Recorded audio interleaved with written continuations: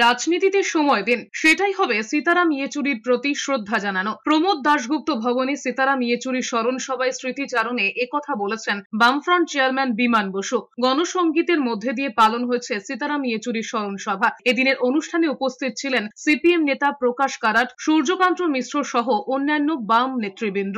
রাজনীতির সতীর্থদেরকে মনে রেখে এদিনের স্মরণ সভা থেকে দলের কর্মী সমর্থকদের উদ্দেশ্যে বিমান বসু বলেছেন, রাজনৈতিক কার্যকলাপের সময় ব্যয় করার জন্য সিদ্ধান্ত গ্রহণ করুন। সীতারামের প্রতি শ্রদ্ধা প্রদর্শন করা তখনই হবে যখন এই মুহূর্তে যা পরিস্থিতি তৈরি হয়েছে তার বিরুদ্ধে সংগ্রামে আরো বেশি মানুষকে যুক্ত করা যাবে। দেশের অভ্যন্তরে হিন্দুত্ববাদী ফ্যাসিবাদী আস্ফালন চলছে, তা থেকে জনগণকে বিচ্ছিন্ন করতে আরো বেশি রাজনৈতিক কার্যকলাপে সময় ব্যয় করতে হবে। তার মধ্যে দিয়ে সীতারাম ইয়েচুরির স্মৃতির প্রতি যথোচিত শ্রদ্ধা প্রদর্শন করা সম্ভব হবে। তার এই আকস্মিক মৃত্যু পার্টি এবং দেশের গণসংগ্রামের পক্ষে এক মর্মান্তিক আঘাত।